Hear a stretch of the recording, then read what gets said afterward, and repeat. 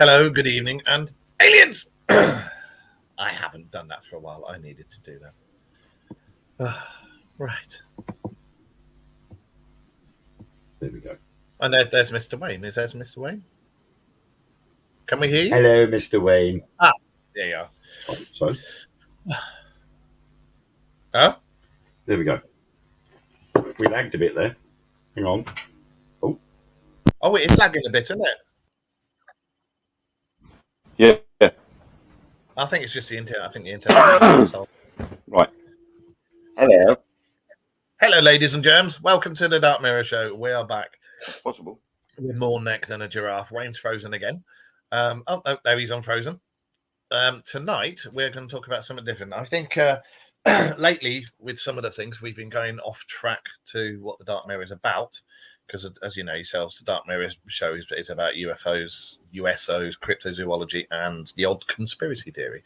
So I thought we'd go back on track, and tonight we're going to talk about the odd alien abduction and stuff. Betty and Barney Hill, Mr. Travis Walton, and various things like that. And we've even got a 10 signs to show that you may have been abducted. So for anybody out there, and then any of these things resonate with you, you never know. You may have been abducted. The trouble is after these signs say I've been abducted as well, but I know I haven't, but it will explain why I am the way I am. And also we have a special guest tonight who's in the studio with us now, Mr. Wayne. Mr. Wayne had something happen to him on the way home. I've told him to show me on a doll where he got touched, but he refused to. He said that something has happened to him on the way back from an investigation. There's a time slip. There's 3 holes appeared on his person. There's other people in the car that experienced the same time slip. And there's, 22 minutes of time missing and 25 miles down the road, or the other way around. Like Over to you. 25 minutes, 22 miles. Okay, well, set the scene, set the scenario, and explain to everybody out there in listening land and watching land what happened. Right. Here we go. Get prepared for this, guys. We were, Truth Beyond Paranormal, we were filming our last episode down at Woodchester Mansion Saturday night. We approached there, we got there 8:20 in the evening.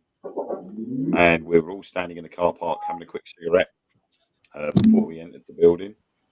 And we noticed a strange white light flying over the mansion itself, heading in a northerly direction. And everybody straight away said it's the International Space Station.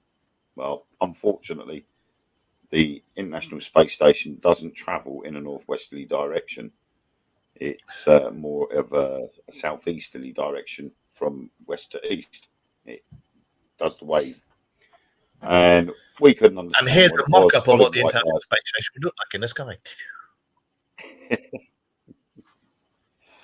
And sorry, roughly travelling at the same speed, or a little bit faster. We chose to ignore it, got on with the night, and around about 2:30, we finished.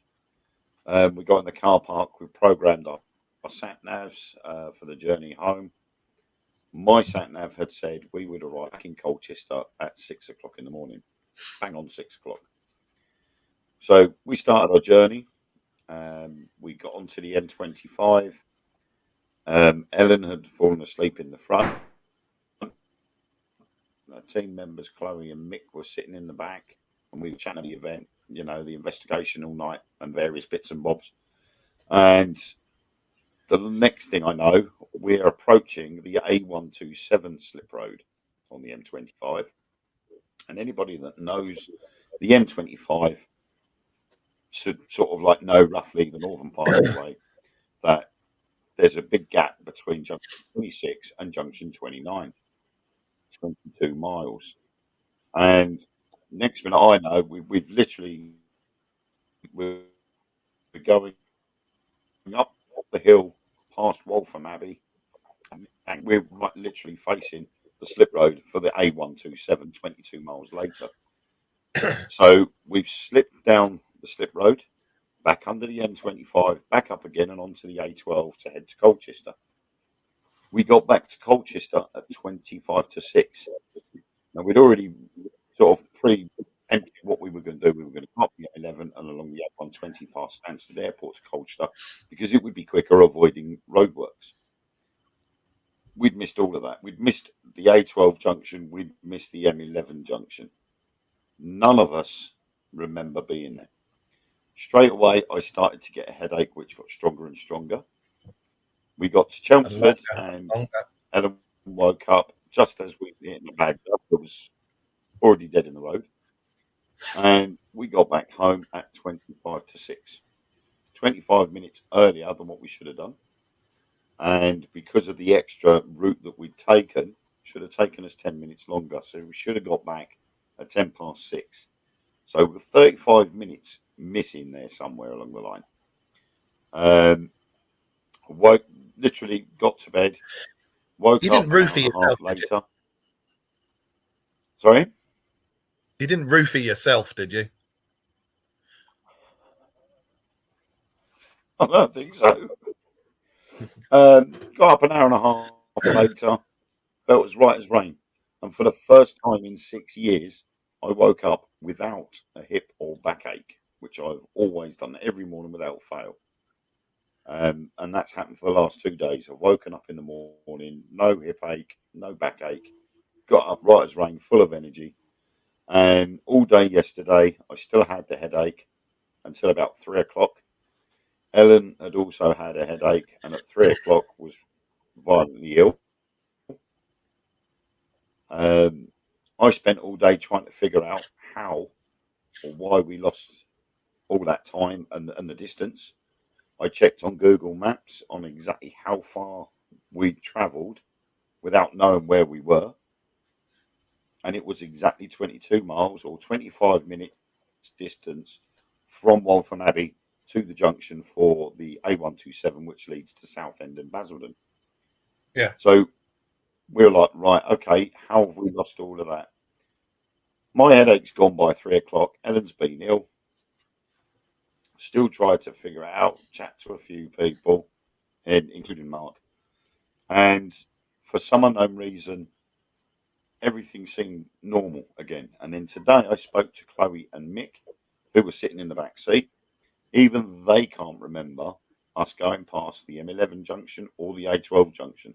They both just remember being at the 127 from Waltham Abbey. So the three of us that were wide awake in the car cannot remember that 22-mile journey. It's completely blank. And I spoke to my mum about it, and she said, could it have been your sleep apnea? And I said, sleep apnea for 22 miles. I could not have fallen asleep at the wheel of a car at 70 miles an hour for 22 miles. It's physically impossible.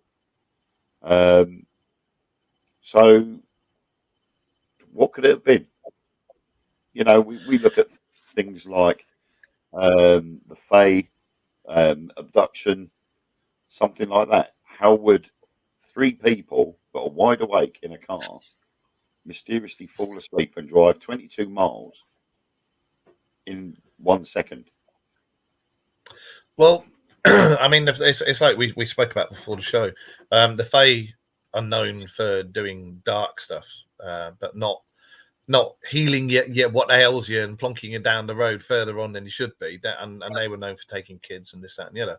But the Fae also came from elsewhere, like our visitors do. But I don't think so. In a sense, that is quite disturbing. Well, it is quite disturbing, quite a serious thing, because it's left four people wondering what the hell happened. Yeah, and there's also the 3 dots that have appeared on your leg, the 3 puncture marks. Yes, I discovered late last night that I had 3 marks on my leg which weren't there before, and I've checked, and they are not bite marks because they're not raised. There they are.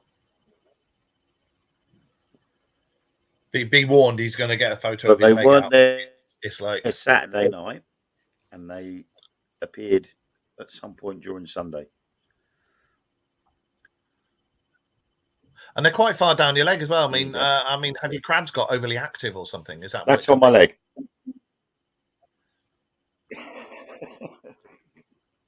It does look, doesn't it? It looks like a thing with like 3 needles, and somebody's gone, do you know what? And taken a sample. Well, I mean, at some point during the day yesterday, if I could have scratched it, so that might have opened it up a bit. But normally, if you get a bite, I know my body reacts to being bitten. And if I get a mosquito bite or a flea bite off the cats or something like that, even a spider bite, my leg will swell up quite a bit, and there'll be quite a raised bite mark. That's why you've been trying to get bitten in the penis by mosquitoes for so long, isn't it?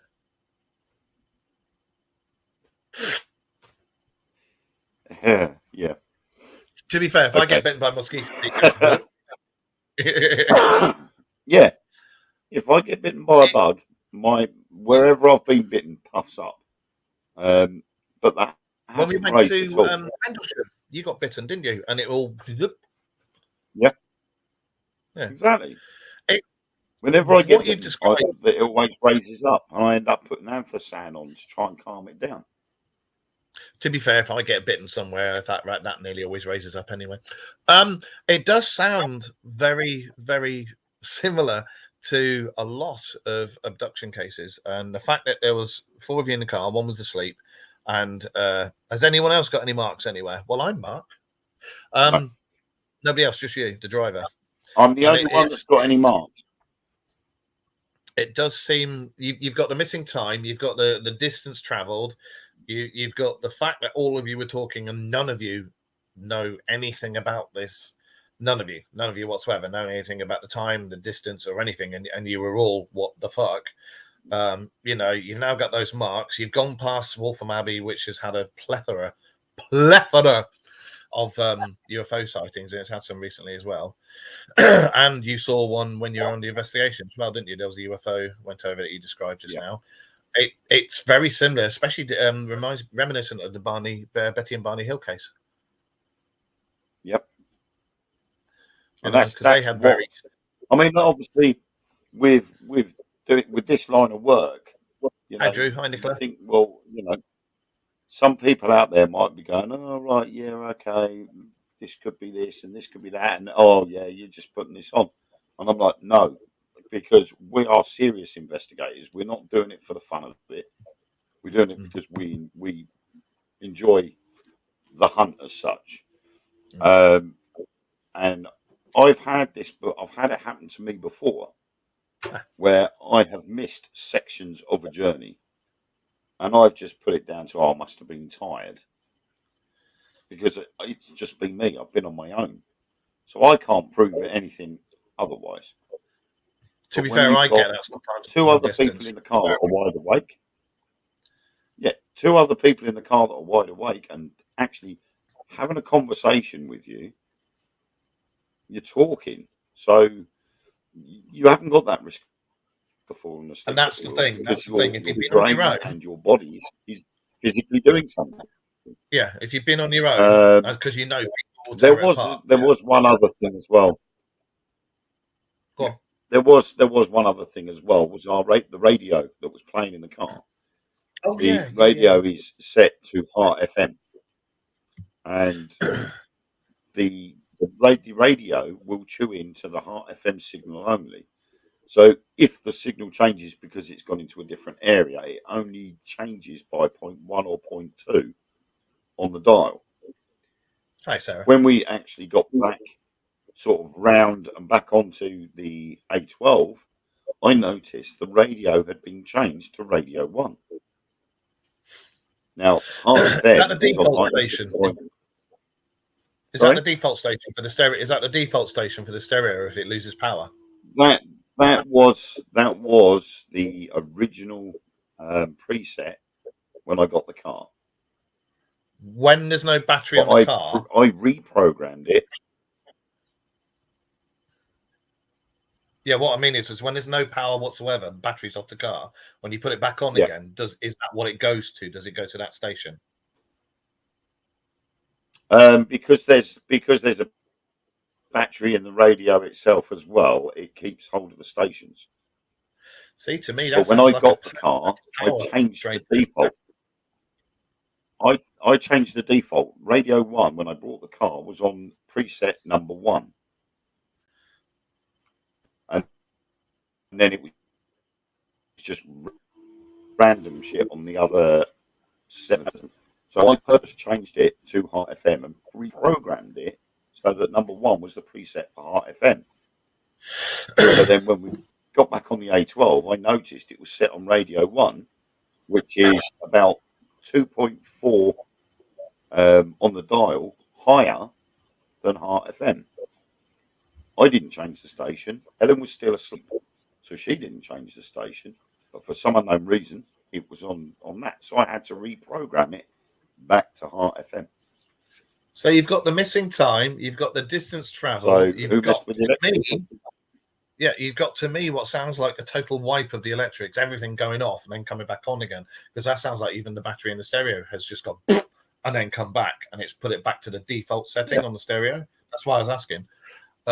It sounds very, very similar to a lot of abductions where people have been in cars. It sounds very, very similar. Not wait, right. Just for those of you watching, and hang on, just 1 second, mate. For those of you watching, this isn't. We haven't gone. Oh, let's make up a.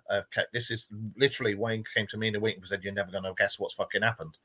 And I was like, "What?" And he told me this, and I went, "Really?" Well, funnily enough, I was going to talk about alien abductions and stuff this week, so let's talk about it. So this is all what Wayne has said to me, and I've known Wayne for years and years and years, and he's never bullshitted me, and I've always got his back, so I believe him. So just make of it what you will. We're not saying it is an abduction or anything like that, but it's very similar to a lot of cases. Yeah, I mean, like I said in the past, when I've missed part of a journey, I've just put it down to tiredness, and that was it. But yeah, I've had that myself. So a lot of people. Yeah, I mean, from Colchester to Woodchester Mansion is the best part of 3.5 to 4 hour journey. And the last time I did a journey that long for an investigation and then driven back home again was at Athelhampton House down in Dorset or Somerset, one of the two. And it took me 5.5 hours to get there. Dorset. We did the investigation and then 4.5 hours drive back. I didn't stay down there. So that was 10 hours travelling that I did in one hit. And I remember that when I woke up 5 hours later after, when I got home, I had 5 hours sleep. I was literally hanging out my backside for the rest of the day. Yeah. But I had it to is stay after an away investigation. Because it was Ellen's birthday, and we had to organise a birthday party. So I had to be up. And I was absolutely shattered. I just wanted to come back home and go to bed. Right. And literally, as soon as the party had finished and we left, I got home and I was gone. I was out like a light. And I suffered from it for a couple of days afterwards. I was still tired and I couldn't get back with it. But yesterday morning, I had an hour and a half sleep and I got up and I felt like I could go for a jog somewhere. I had bags of energy.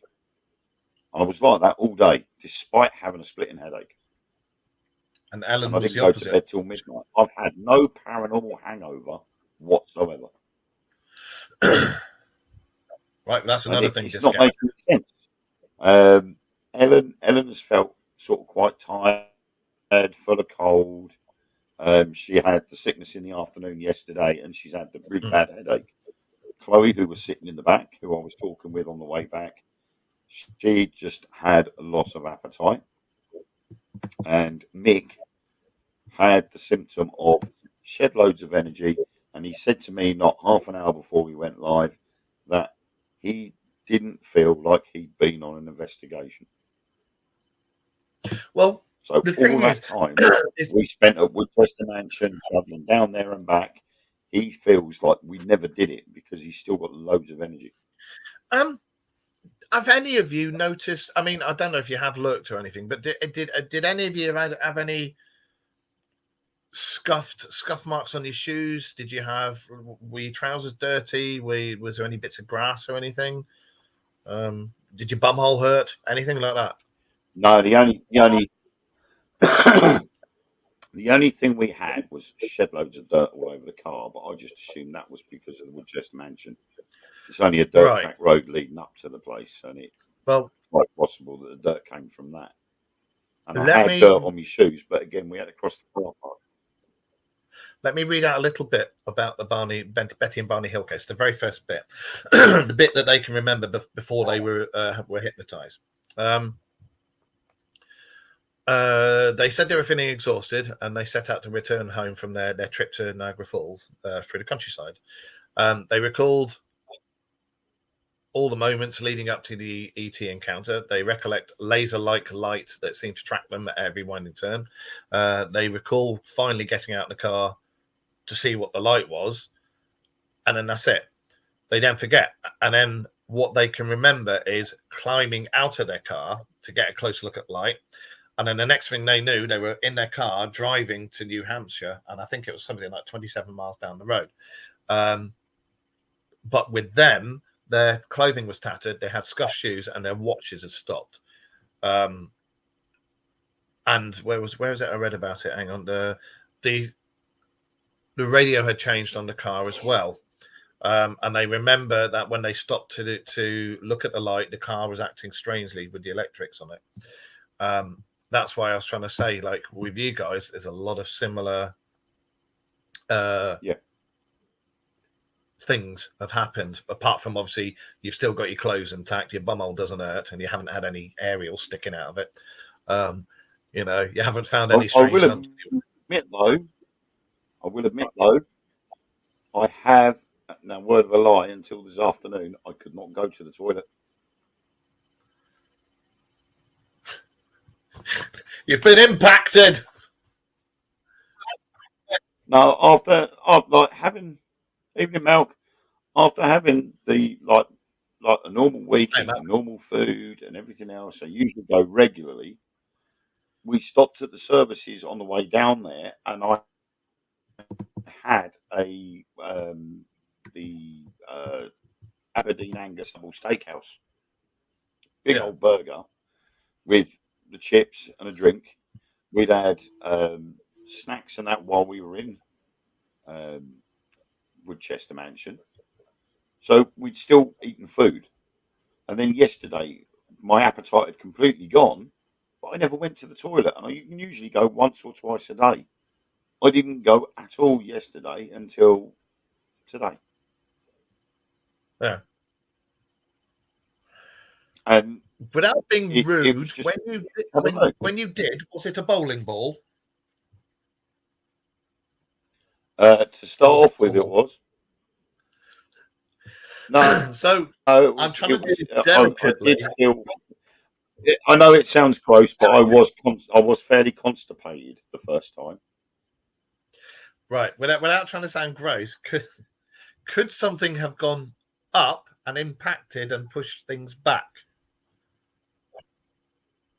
I mean, was it a gay alien? We don't know. It's possible, because as a professional driver and driving coaches, when you drive a longer distance, you can cause constipation. So it ends up acting as a plug, basically. Yeah. But I've never had that situation from a 4-hour journey. Never had that before in a 4-hour journey.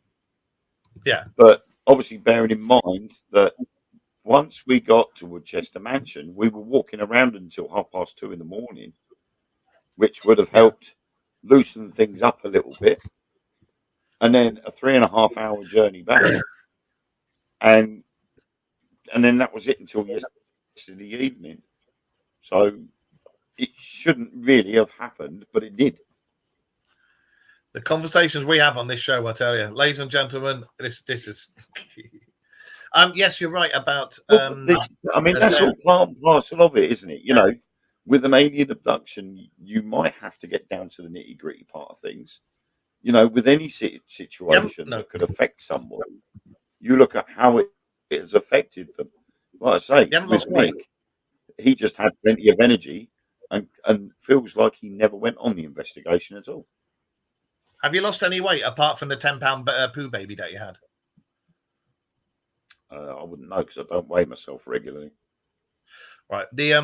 Where was it? Sarah said about Travis Walton. Travis Walton, sort of similar. He saw a light, walked towards it, zapped, and his mates drove round and round and round where he was and where he'd been taken from, calling out his name. They couldn't find him, and some of them saw him being taken off. When he came back 5 days later, I think the first person he rang was his sister or the sheriff. I can't remember, but he was £10 lighter and had no recollection of what happened. And they had, again, like Betty and Barney Hill, they had to hypnotize him to get the details out. Maybe you need to be regressed. In a sense, I feel a bit lighter, but I also feel a bit taller. It's no need to rub it in. Up, you need to go back. When I stand up, I do feel a bit straighter, but I also feel a bit taller at the same time. Ladies and gentlemen, you heard it yourself. He said he feels a bit straighter.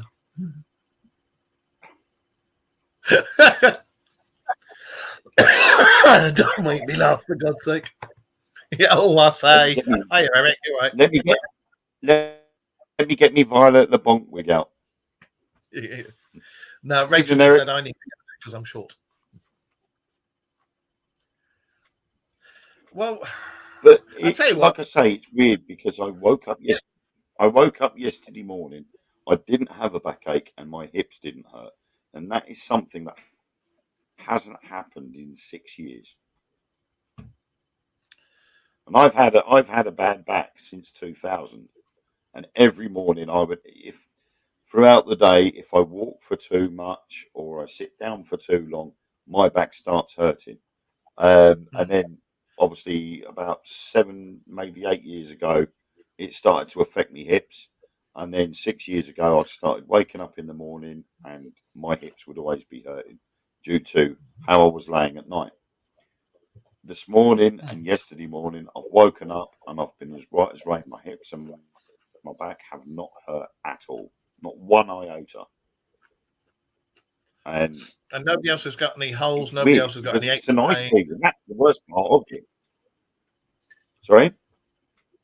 Nobody else has got any unexplained wounds or soreness or anything like that. Just yourself. No, the only other person that's been affected by it, the worst, is being Ellen, because Ellen had the headache as well.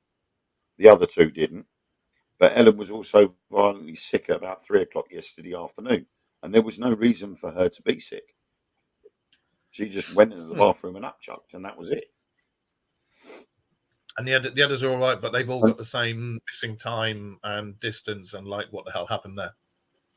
Yeah, they've all agreed with me that we've missed time somewhere along the line. They don't remember what the M11 junction. They don't remember the A12 junction. They just remember me going, "What the fucking hell are we doing here? This is the 127. This is going to Southend and Basildon." So we then automatically came off the M25, underneath it, back on the M25, and then along to the next junction, which is only about quarter of a mile, half a mile from the A12 to the A127. So we travelled that extra mile to double back on ourselves to go on to the A12. Were you on the M25?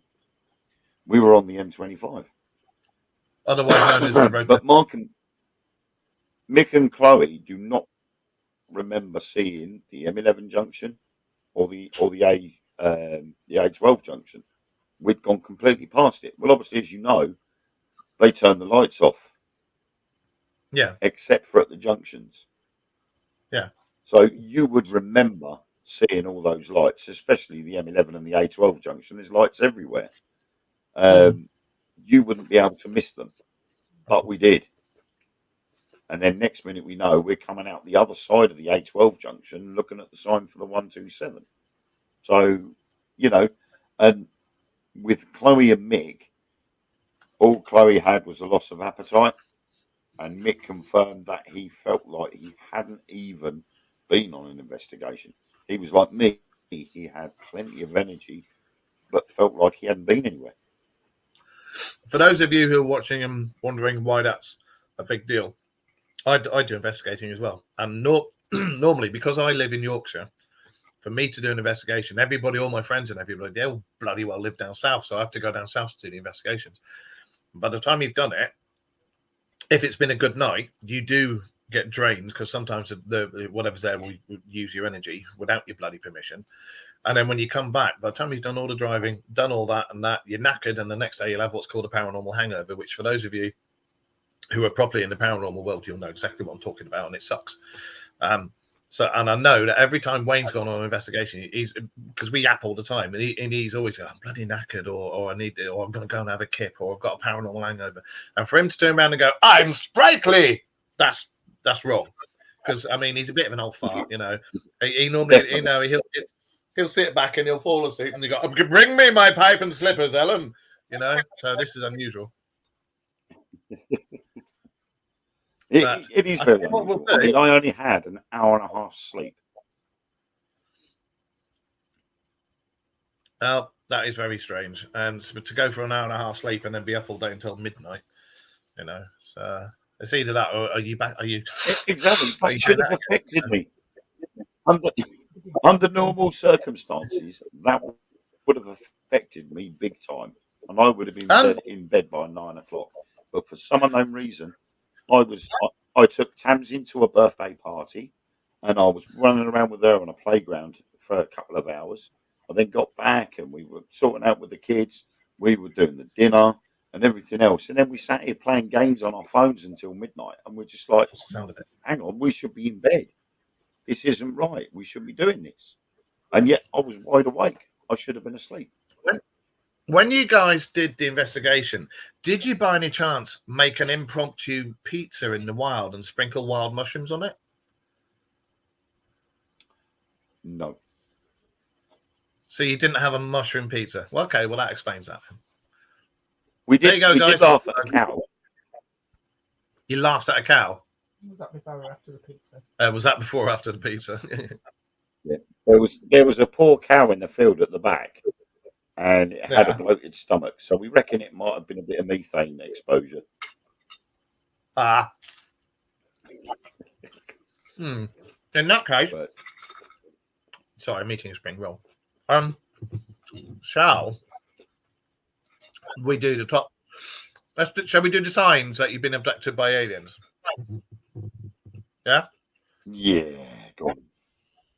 Now, for any of you watching or listening to this, these apparently are some signs that could say you've been abducted by aliens. Me, slightly skeptical about these signs, but you know, it could also be the signs of just a hell of a good night out. But we'll do them. Wayne, do you want to read the top one?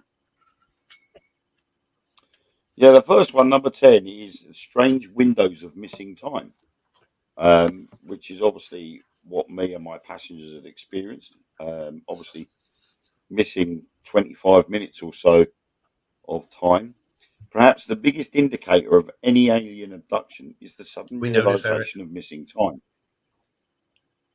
These windows can last from a few minutes to up to several hours, and quite often, those suffering from these disturbing episodes turn to hypnotic regression to unlock these repressed memories. Incidentally, the use of such techniques divides opinion, even in the UFO community. Many skeptics suggest that the results achieved under hypnosis are unreliable. Some even claim that they are simply cases of the witness being led by the person performing the session.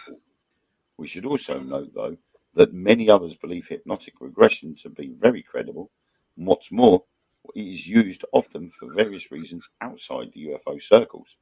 Obviously, the longer the amount of time a person can't account for, the more unnerved they feel. That edginess then turns to constant anxiety, and that is where we'll turn our attention to with Mark. See, I've got a couple of things with regression that I've heard, and I'm not sure if it's real or not. I've heard that if you get regressed, if you've already got a preconceived idea in your head about, like, if they're trying to regress and find out who you were previous previous life, that if you've already got every single time I'm doing the show, look, hang on.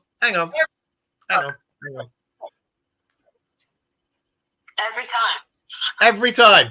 Every time. Sorry. Hi, everyone. Hi. Sorry again. That's my daughter, for my Becky. rude- It wouldn't be the show without me. It wouldn't be a show without you. You're going to have to join us on a show one night when we talk about stuff, all right? Okay. All right, love you. This is why I call you. I'll call you. Call me when you're finished. All right, love you. All right, love you too. Bye. Bye. Bye, everyone. Bye-bye, everybody. Bye-bye, driver. Bye. Bye-bye, driver. Bye. Yeah. Supposedly, if you've got a every fucking time she does it, it's supposed to have if you've got a preconceived idea of what you were, who you were, or what you went through, when you get regressed, they think that because you've already got that idea, that will come through, and that's what it is. But is it a preconceived idea, or does your DNA know what you were? The thing is, though, with hypnosis, they use hypnosis for other things as well, like past life regression. Huh? It's not just to figure out where your missing time has gone to. They do it to find out whether some people have had a past life.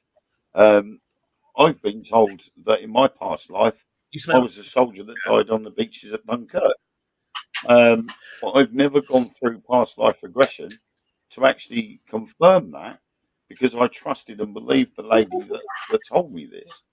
Yeah. But then you look at things like, okay, you do regression on somebody, but to actually tell whether it's the truth or not, they do things like what they did with Travis Walton and his friends. You have a polygraph test, the good old lie detector test. There was only one who didn't. Those were confirmed. Oh, I think it was the one that they first accused of apparently murdering him, refused to do it, didn't he? That's right. And then eventually the others did, and they all passed. Yeah. So if you have regression and then have the polygraph, that would confirm whether what they said during regression would be true or not. Well, it's like what you were saying. I mean, So regression is used you'd have by something police. else to back it up. Well, regression is used by police in a lot of murder cases, rape cases, this, that, and the other, in various places around the world. Like you said about Dunkirk and stuff. I've been told that I was something to do with a war. I was famous, but we don't know who, what war, whether it was 1,000 years ago, 500 years ago, what, we don't know. But I've never been regressed because I'm like, I've got a preconceived idea. Is that going to come through? However, I've seen regression done on people who don't have any preconceived ideas, and I've seen it done properly. I've been there, and they're not being led by the hypnotist or anything, and they come out with all this stuff, and some of it's what the fuck, and these people are like people who wouldn't ever come out with stuff like this, So there's something to be said for it. Yeah, I'd love to get Travis Walton on the show. The thing is, I really like the guy, and the thing about him is, the reason I think he really happened and he's credible is because for years and years and years he did not talk about it. He didn't want to make money from it. He just stayed away from it. And it's normally the ones who straight away go, "Oh my God, I'm going to write a book," and it's that always makes me go, I mean, yeah, and this is the problem I'm faced with, because obviously I write my books. I'm already in the paranormal community. So, it's a case of how many people out there are going to go, he's just doing this to sort of promote himself or his books or the Dark Mirror radio show or Truth Beyond Paranormal. That's not the reason why I'm doing it. The reason why I'm coming forward is because it's an experience that me and 3 other people had that we can't explain, and I'm not scared to come forward and say it. Being a paranormal investigator leaves you to be ridiculed by certain people in communities anyway. Yeah. So regardless of whether I come out with and say, there's this, I mean, I haven't come out and gone straight away, I got abducted by aliens. All I've said is, 4 of us are traveling in a car, and we've lost 22 miles and 25 minutes of time. We haven't got a clue where. And that's it. And so I will always stick by what's happened. It's like you said, we're in the paranormal community, and I'm the alien guy, so it should have fucking happened to me, you bastard.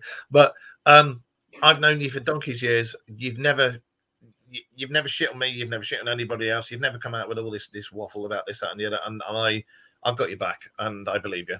You know, something has happened, something odd. I'm not saying it's an abduction or anything like that, but something strange has happened, has occurred. And because we're in the paranormal community, people will say bullshit, bullshit, bullshit. Because, and it's like you say, because you write books and stuff, people are going to go, yeah, right, okay. And it's been no different to when we went to Rendlesham Forest and we took that photo. Yeah. Everybody we've shown that photo to have all said, "Oh my, that's pretty damn good to catch that." You know, they haven't ridiculed us. They haven't gone, "Yeah, what a load of shit." We know what we saw. You know what we photographed. And you know, it's a case of whether people do. And I had it at Church Farm, Skegness. I took the picture of that shadow inside the summer house that was locked, and yet it was clearly standing in that summer house. And I was with you when it happened. And other people tried to recreate the same thing, and they couldn't. Yeah. So you know, we're not doing it for the media coverage, the likes, the money, or anything like that. I'm doing it because, you know, I'm one of those people that believes something else is out there, regardless of whether it's aliens, whether it's fae, or something else. But that was our experience, and I've had to share it because it's helping. I think as well, it's also helping me to deal with it. What I will say to everybody out there, and thank you, Rita, is I'm, you know, I do the ghost hunting and paranormal investigations and stuff, but as you know, predominantly myself and the show is ufology, USOs, cryptozoology, and conspiracy theories. And it took Wayne out of his comfort zone when I said to him, "Do you want to come and do the show with me?" Because he was always, you know, ghosts and stuff, and he was like, "Yeah, go on then." And he's all, you know, and he's got right into it now. And he's like, "Fucking hell, I didn't know this, and I didn't know that, and I didn't know that," you know. And I'm the one who gets excited. I get a little hard when I see a tiny light go over in the sky, and I'm like, "Oh!" You know, my nipples get erect and everything. And now Wayne goes like that as well. He sees a light in the sky and goes, "Boom!" So, you know, we don't do, you know yourselves, when we do the show, we call out bullshit. We call out people who make things up. We call out bollocks, like Huff. When somebody famous dies and he goes the same fucking night and says, "Oh, I spoke to them through my spirit box." Charlatans like that, fakes, bullshit. We call them all out. I haven't had an experience like this, and I'm not. And it, you know, as you guys know, I'm the alien guy. If anybody was going to come out with something like this, it'd be me. But on this show, we don't lie. We don't make things up. We literally we research everything before we do it. And Wayne came to me in the week and said, "You're never going to know what's. Can I speak to you?" And I was like, "Well, I didn't. I told you last. I actually came to you last night because it was. Yeah, and you said you're not going to believe this. Hours of Sunday morning, yesterday morning, that it happened. Yeah. And straight away, I told you what had happened, and I gave you a timeline of everything. And I told our director of TBP, Sam, I told her what happened as well. So she's going to put that into the episode as well for Halloween. So, you know, it's an experience that I had to say something straight away because I don't want to sit on anything. It had to be put out there straight away because you can't sit on anything. That over a course of time, something like that's happened could change, and you don't want it. You don't want anything to change, and it's a case of remembering. So it's writing it all down in a timeline, which I've done. Report. I asked you to so do I can remember exactly what happened where, and it helps me to deal with it.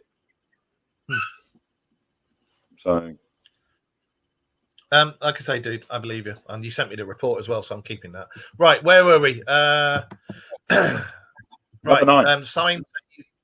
Signs that you may have been abducted by aliens. A sudden feeling of anxiety is often recalled by people who discover that they have been abducted by aliens. And what's more, I got another one in.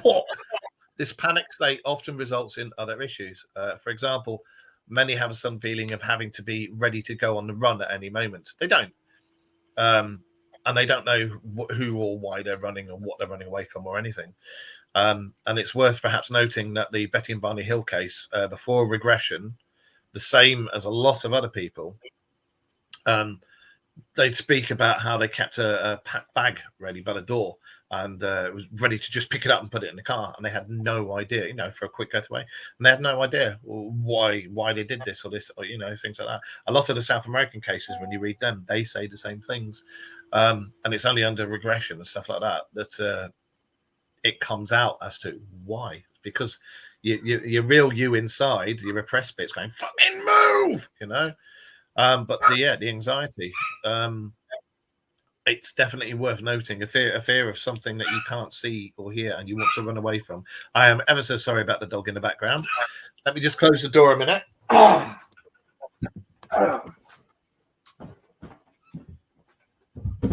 And then he disappeared. I had to close the door because there was a dog barking. Right. So yeah, there's the anxiety. You say that.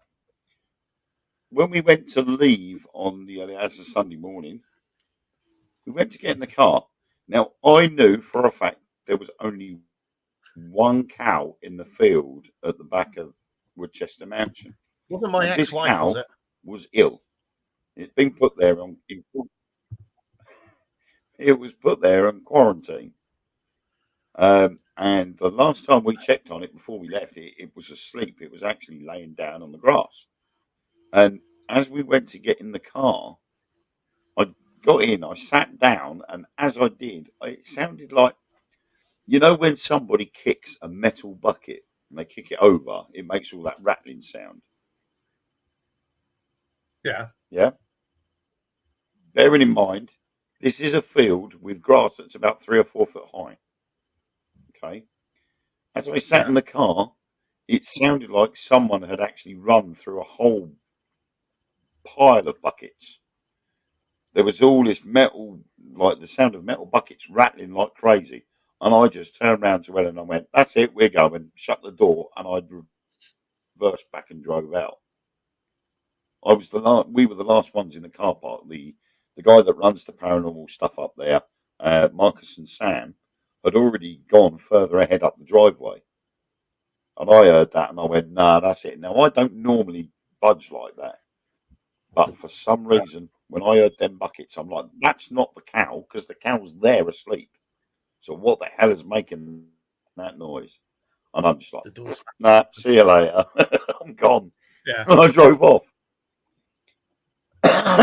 So I don't know what that was, but that could be the anxiety side of things coming in. You hear something and straight away you're like, "Nah, something weren't right." But the guy that does the events down there, Chris, he did say that there has been UFO sightings in that area before. So I don't know. Was it something walking around watching us? I don't know, but it certainly kicked up a bit of anxiety there when that happened. Something has occurred. Well, I'll let you read number 8.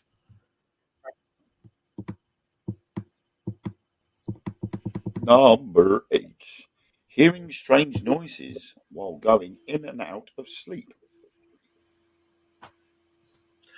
Can I just say, many paranormal researchers suggest that moments when a person is going and coming out of sleep are events.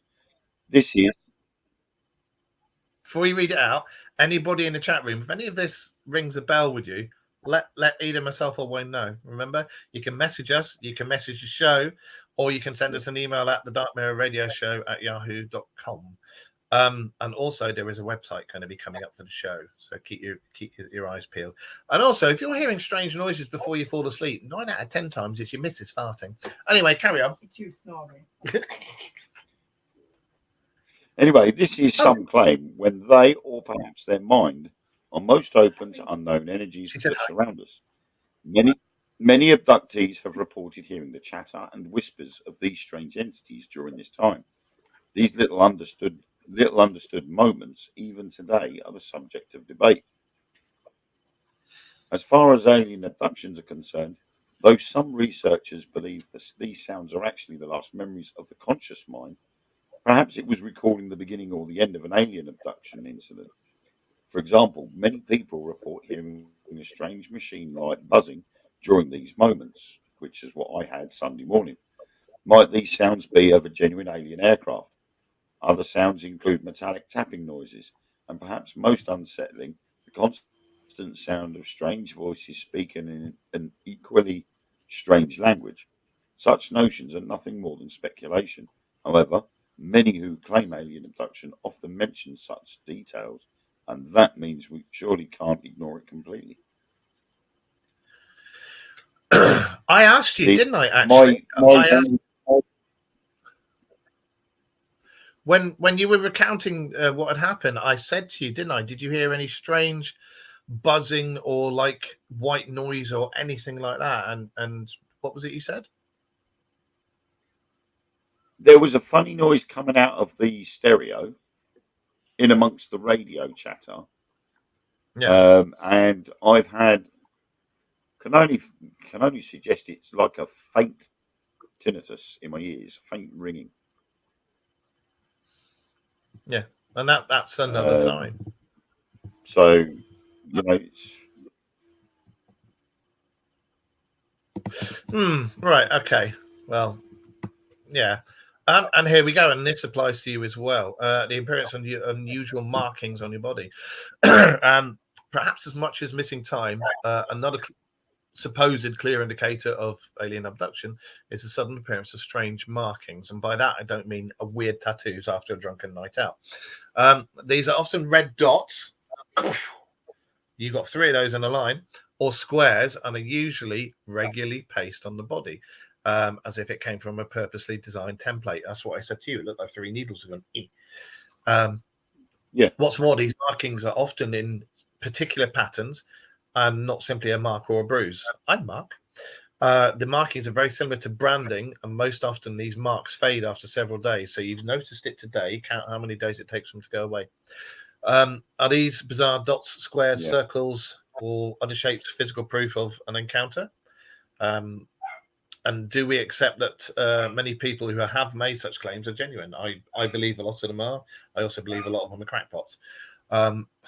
Wayne, you're not a crackpot. And it's certainly an area of intrigue and a detail that can't be missed for study. And a lot of people who've said about these dots and markings and stuff, they found those weird alien chips and things inside them. And also, these strange markings often result in the it just says here, in the result of strange pieces of metal buried within the abductee's body. So yeah, and another thing with those bits of metal. Hi, Jacqueline.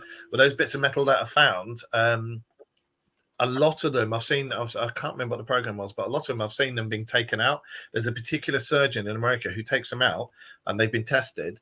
And then they're nothing. Then it's not known to Earth. It's no known compound or alloy or anything to Earth. So very unusual. Have you got any strange lumps anywhere, young man? I haven't discovered them yet, but I've got the markings. Well, run a metal detector over it. Run a magnet over it. I was going to say I'll run a magnet over it. I haven't got a metal detector. I'm again sorry for the dog in the background.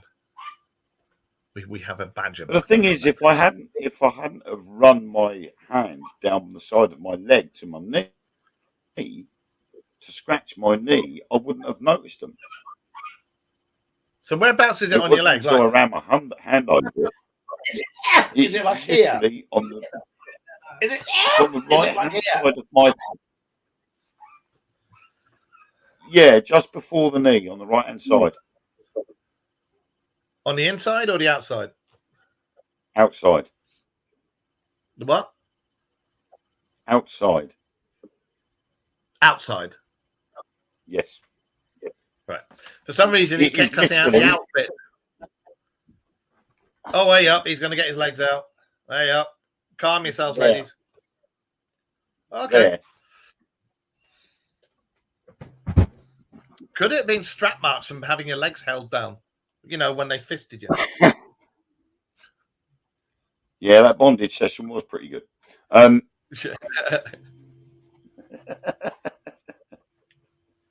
I'm not into that. So, I mean, and like I say, if I get bitten, I literally come up with the bump. So I should have had 3 bumps. Evening, Irene. But I haven't got the bumps. I literally I can feel the holes. I can actually feel the little dips, the indentations. And So you can something's clearly see from the picture that I showed earlier Yeah. that there's something has pierced the skin.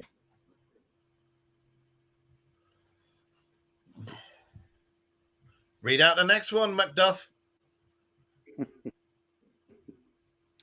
Anyway, waking up in a different place from where you fell asleep. Many people sleepwalk, and they do so for a very variety of reasons. However, many of those who make claims of alien abduction also claim that they often wake up in a different room of the house. And what's more, they are often unclothed or undressed in their clothes, and redressed in their clothes even, but in a chaotic order, as if they'd been dressed by someone who had little idea of how such clothes should be worn. Even stranger, the apparent abductee often wakes to find dirt or soil on their feet, or even with cuts or scratches to their legs or arms. Similar to marking, they may receive from walking outside while being ill dressed to do so. There could be many reasons for these strange accounts. However, once more, when combined with some of the other points on our list, they just might be a concern to some, perhaps especially if they are experienced alongside the details of Mark's next one.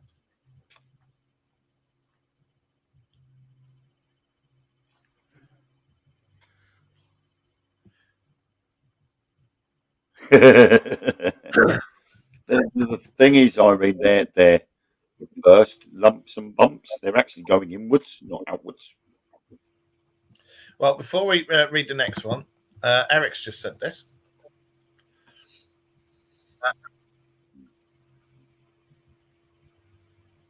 Yeah. I normally have that, but that's normally after a session. Right. Let's have a look. Right, you've done waking up in a different place. So let's do intense nightmares leading to insomnia. And that's been recorded in a lot of cases too. But it was only recorded in cases where people had medical experiments and stuff done on them. So everyone has a nightmare from time to time. And it'd be quite strange if we were not to have a bad dream every now and then. I know I do. However, many people who claim to be abductees also claim to begin having extremely intense night terrors. So if you start having bad dreams, log it. In fact, so bad are these dreams that they usually lead to a state of insomnia. And according to many files on the subject, these nightmares usually feature a creature with large eyes, or more intriguing, many witnesses claim that owls haunt these strange and intense dreams. And it's not a cat sitting on your face and go, and you wake up and just see the cat's eyes go, and go back to sleep again. As we You're right. We should note that some researchers liken the owl's image to a confused sighting of a grey alien, which, when you think about it, makes sense. The owl's face, the alien's face with the big eyes, and an owl with big eyes, you know. With this in mind, it's perhaps easy to see why people who make such claims often exhibit other strange traits, such as paranoia, and I would have thought pareidolia would come into that as well. And if these events are only in their own minds, they most often lead to the drained state that they'll find themselves in, you know, just knackered and insomnia and everything. And as Wayne and I were saying, like coming out and telling people things about this, it leads to your credibility going down the tube and people going, yeah, right, this, that, and the other. But with events that have been happening, and I can promise everybody here, Wayne didn't even know what the subject was going to be tonight. He literally got hold of me yesterday and went, dude, you're not gonna believe what the hell's happened to me. Can I talk to you? I was like, yeah, right. And he came out and told me all this stuff, and I was like, what the hell? I was going to talk about this. So yeah. And like I say, I've known Wayne for years and years and years. I've got his back. And if anybody says he's talking absolute nonsense, you come and face me. But I believe something has happened. I don't know if it's aliens or what, but sorry, aliens. But I believe something's happened. So let me know if you get any bad dreams The and stuff. thing is, though, I think when it's if it's just one person that says it, then you could open yourself up to the speculation by other people. But when it's 4 people in the same vehicle, all experience the same, well, apart from Ellen because she was asleep, but the 3 of I us think it's too experienced many the same thing. We all said the same thing. We all said, how the hell have we missed those 2 junctions? It shouldn't have happened. So it's not just my word against everybody else's. It's 3 people's word against everybody else's. Yeah, And to be honest, the other 2 people are probably less of a crackpot than I am. well, I don't know. I tell you what I'll do is next week. 'Cause we'll do another couple of signs, and then you guys can figure it out. And if anything's happened to any of you, you don't have to come forward on the show or anything. Like I say, you can talk to one of us. We can be anonymous. You can be anonymous, whatever you want. Yeah, But we'll talk about to us in Betty and Barney confidence. Hill. You're more than welcome to. Yeah. Anything to do with anything that's happened, you can always talk to us in confidence. We'll never mention your names if you don't want us to, so don't worry. But next week we'll talk about Betty and Barney Hill and Travis Walton, and we might do a theme on that for a little while. But we'll carry on with the signs at the moment. And Wayne, would you like to read out the next one? Okay. The next one is bizarre effects around electrical equipment. Another point of intrigue is that many alien abductees often witness electronic equipment acting strangely when they're near. And these can be anything from small devices such as alarm clocks to televisions and computers. In some extreme cases, these electronic shortages result in small fires. In some cases, abductees claim higher electric bills begin to arrive out of nowhere. Yeah, I don't think that works. As if they were somehow draining the power system at their home. In most cases, a reason for such high usage escapes the energy providers. Perhaps even stranger, many abductees who report such problems also report having a strange and constant buzzing in their ears. Quite often, this buzzing takes place when a device might be acting strangely. Might this suggest a link between the 2?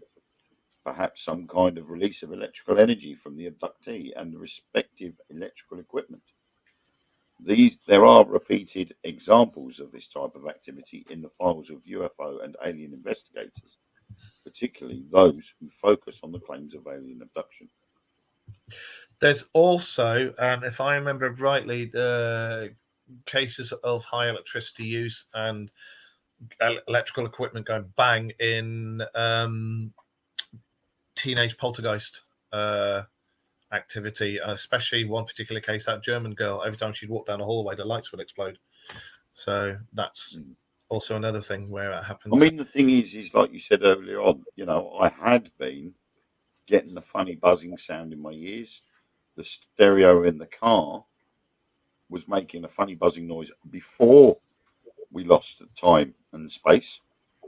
And it was buzzing for a short while after until I changed the radio station back to what it was beforehand. Well, so keep a diary. Keep a little diary and make note of anything odd that happens for the next week or so. Just for the next week or so. Well, what I'll do is obviously I've got the timeline that I sent you. I've got that already on file, so I'll just add to it, and then I'll whisk it over to you. Yeah, all right, mate. And hiya, Josh. Josh is actually here, joined us tonight as well. Nice to see you again, mate. There's only 3 things left. Shall we read these out quickly? I'll tell you one thing though. We do definitely have a lag somewhere. Going on about electronic equipment being weird. I can say something and ask you a question and you won't hear it for about 10-15 seconds. Really? There's a delay. There's a delay somewhere. Are you guys getting any delay or lag from us when we're talking? You guys watching this and you guys in the chat room, let us know, will you, please? Right. Let's have a look at this one. Melvin the Shadow, number 3. Again, this is something we were talking about before the show. Sudden paranormal activity and shadow people, and we were talking about the Fae or the Tuatha De Danann, which were the elves and the people before us, the original kings of Ireland, the ones that the first people of Ireland. They were called the Tuatha De Danann, and they were the Fae, and they came through doorways. And again, aliens. People from other dimensions, etc., etc. Yes, I said etc., etc. All come through doorways, or they have a craft capable of opening up the doorways and coming through, or warp drive, or anything like that. Anyway, the link between paranormal activity and an alien abduction is stronger than many people might think. Every time I say aliens, I get a little hard. Perhaps one of the strangest of these ghostly encounters is the claims of abductees seeing shadow people in and around the home. Now, I can say, actually, Wayne and I were on an investigation once in a thing called a Tithe Barn a long time ago, and we saw a shadow creature, person. You remember? It completely covered the corner of that fucking barn. Do you remember? Yeah. Yeah. Anyway, these shadow people are so called as they are nothing but a black body-shaped figure, and even more unnerving, they are seen only from the corner of the person's eye. And then again, only for a brief time. And I'm sure we've all done that. We've seen somewhere and we've looked and it's faded and gone. Could these alien entities could they be alien entities moving around a person's home? Could they be weak spots, places in time, certain times of the year where the veils are thin? Because I do believe that when it's certain times of the year, certain places, you get thinner veils and things can be seen. Is it aliens using cloaking technology? Are they keeping an eye on the people that they've probed? Or might alien abduction be a different type of? Might it be a paranormal experience rather than a galactic one? And also, other paranormal encounters are reported by abductees, and these include such horrible incidents as fast-moving or fast-forming fogs or mists out of nowhere.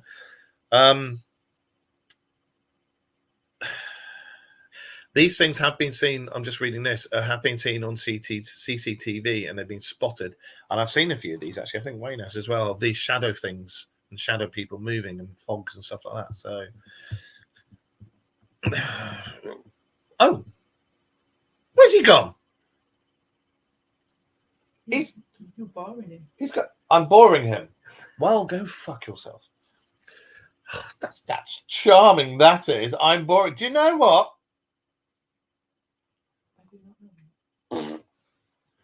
Apparently he's going to be back. I don't know where he's gone, but he's going to be back. So that's another thing.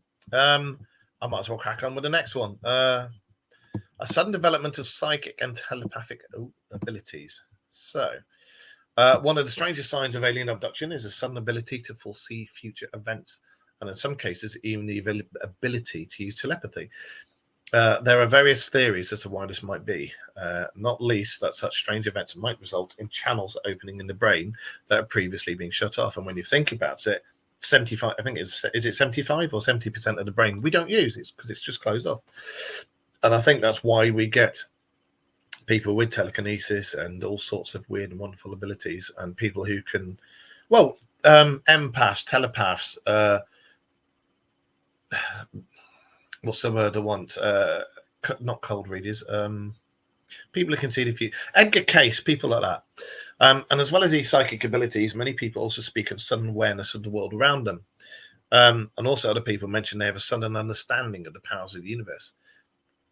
Could contact with other beings open it up? Could, when you're being experimented on, could it open up these things? Could it open up the pathways and everything? Who knows? Have you experienced anything like that?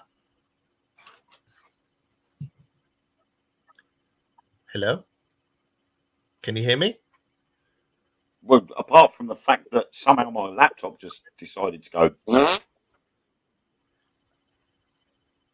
And so there we go. That's another thing. Have you still got that delay? I believe so. I'm asking you a question and it's like, Doop, doop, doop, doop, doop, doop. Yeah. Yeah, Oh dear. Yeah, Wayne went for there must be a wee delay there break. somewhere. Yeah, Wayne went for a wee break. I don't know. I was looking at the screen, and then all of a sudden, my shot just got smaller and smaller and smaller, and then just disappeared. Bless you. So I literally had to log back in again to get back in. Bizarre. Well, Rita says we're lagging as well. So yeah. All right, you read out number 1, and then we shall Yes. say bless you and Okay. goodbye, everybody. So you read in number 1, and let me know if you get any telepathic abilities. Number 1. I think I might have just shut the computer down. That was the telepathic ability. Anyway, Stop making a number money 1. with your telepathic abilities. I'm allergic to you, Mum. It's alien implants. Perhaps one of the biggest signs of alien abduction is the discovery of strange pieces of metallic or stone-like material inside the body. These implants are often found during visits to a dentist or when receiving treatment for another medical condition. In some instances, these strange implants simply fall out of a person's body during a nosebleed, for example. Most people attempt to preserve such implants for testing. However, even more bizarrely, these devices often simply melt away into nothing. Why they placed into some people and by whom remains unknown. It would appear they are some kind of tag.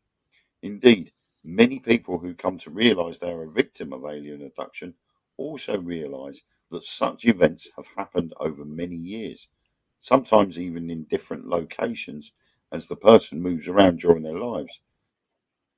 Perhaps all of the points, implants, movements, and solid proof of a truly bizarre incident.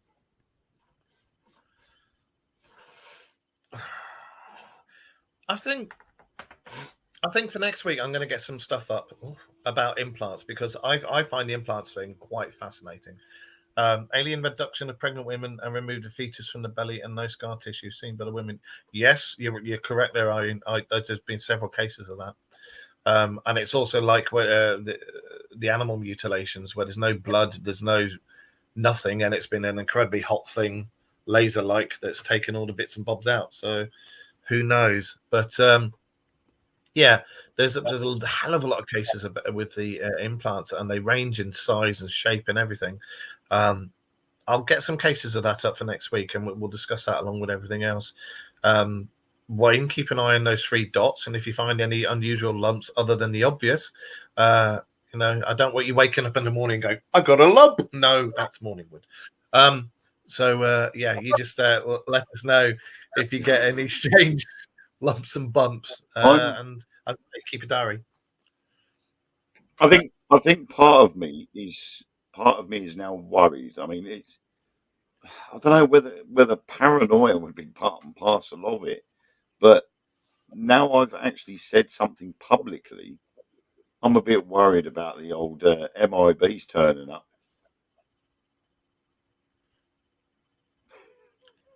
Well, if you do, make sure you film it. Do it as a Facebook Live and fucking message me straight away. Mark, look. I think I'll have to.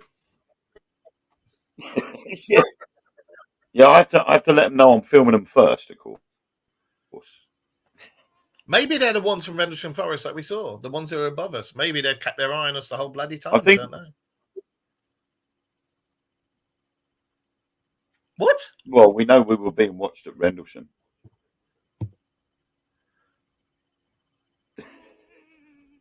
What the fuck? What the hell?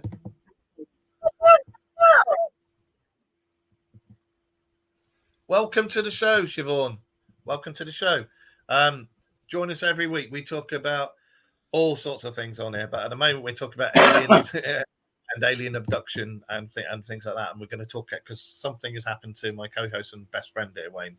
at the weekend. So we're just talking about that. And we're going to carry on the theme next week, and we'll talk about Travis Walton and Betty and Barney Hill, and we'll talk about implants and things like that. We're not your normal paranormal show. There's a lot of laughing and joking and innuendos and well, in Wayne's case, in his arso, and things like that. So we'll be talking about stuff like that. I don't know whether Wayne has been probed or whether he was pegged. We're not sure. We're just not sure.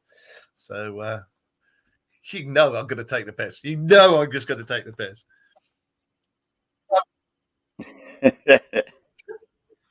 I mean, But well, I don't feel like I have been, so. Does it make you feel a bit easier? Although you've spoken about and stuff, the fact that, you know, we can laugh and joke about it, does that like ease you off a bit? I do.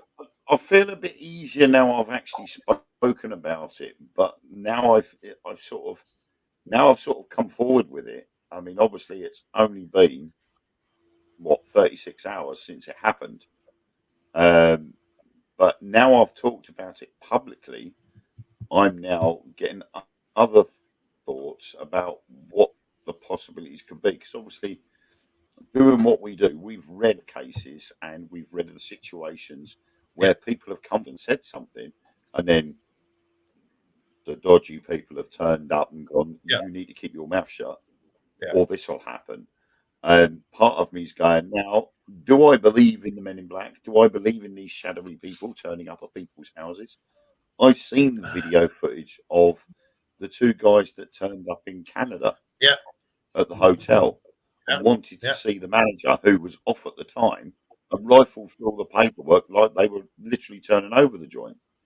So there is that little slight concern that somebody could turn up and say, you need to keep a bit stum about this. But hey ho, if it happens, it happens. It's a bit late now. I've done it. Well, it's like we've said before. We're on the edge of things being made known public. I think it's got to the point now with the fact that the US Senate have got involved in everything, and the powers that be over there are trying desperately to hide it and not talk about it. But it's got to the point now. Everybody. We all know they're here. We all know they walk among us, and when they have been for a long time. And I mean, perhaps most of us have seen somebody from another planet, but we haven't realized it. Most of us in our lifetime will see spirits, but we don't realize it. You know, and that's a fact. So I don't see why not. We are not the only speck of dirt out in the middle of the cosmos. And anybody who says, I'm sorry, but these religions, all the religions that say we're the only thing intelligent life, my arse are we? You know, there's civilizations out there thousands and thousands of years in advance of us. Look at Mu and Lemuria. Lemuria, the continent that went under the ground. Mu and Lemuria. Mu was they were the residents of Atlantis. They went to war with Lemuria. They were the precursors to us, and that's why all the volcanoes went off and Lemuria slipped underneath the waves. That's why Atlantis went bang. If you read all the scripts, if you read the Emerald Scrolls and you research it properly, you'll find these stories and it'll tell you and explain to it. Now, the people of Mu and the people of Lemuria were supposed to have been here for thousands and thousands and thousands of years, way more than we were, and they were our precursors. We've been here like that. So when you got civilizations that managed to blow themselves up that have been here for damn near millions of years, what's out there on other planets? We're not the only ones out there, guys. Yeah.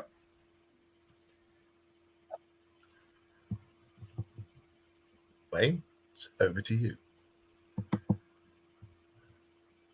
Well, I'm just trying to figure out where you can say we're not the only ones out there.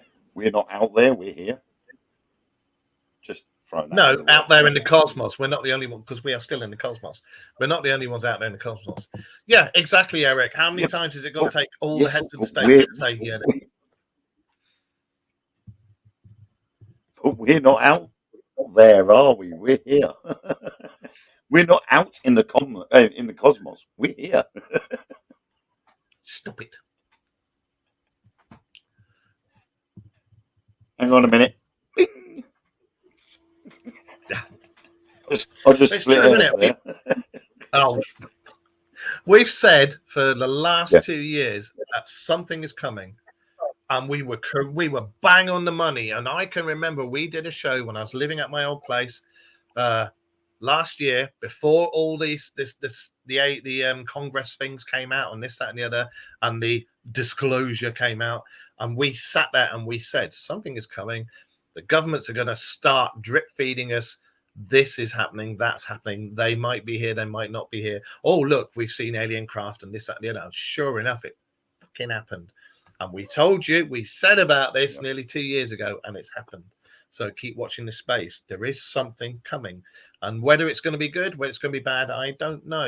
And again, we spoke about this on a show a few weeks ago. Something coming. All of those who do the ufology and everything like that, like we do, there is definitely something on its way. And I think it's going to be a case of they're here to help us, or we're going to war, which I really, really hope never, ever happens, because our lot's a warlike nation. But what the people up there don't realize is we don't want the wars. It's those idiots who are in charge of the countries that do that. The rest of us don't want this crap. So if you're there, come down and get rid of all the government. Hey, I think I'm part alien. Look, give us something to do. I reckon that was probing. Maybe that's what happened. I black out and I turn into an alien. As that Wayne probed him, pushed everything back up, fixed his back at the same time, and then put him back in his car.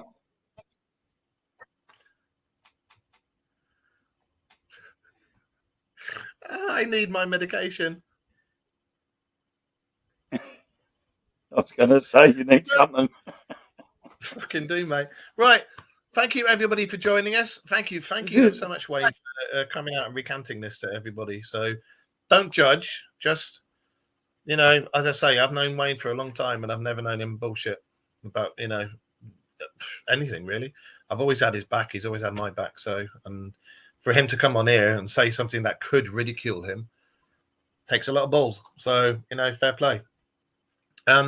So everybody out there, thank you for joining us. If any of what we have said tonight resonates with any of you, please don't hesitate to get in touch with either of us. If you want to remain anonymous, we'll keep you anonymous. It's absolutely fine. But we take everything like this seriously. So we're not going to go and then talk about it all. We take everything like this seriously. So that's why we're here, guys. We spread the truth, and you can tell us the truth. And Wayne, good job. Took a lot to do that. So join us next week, 9:30, Monday. And we'll carry on with this some more, and we'll talk about other cases from around the world. And especially, I'd like to talk about the stuff that's been going on in South America with the face peelers. That's rather interesting. So, Wayne, over to you.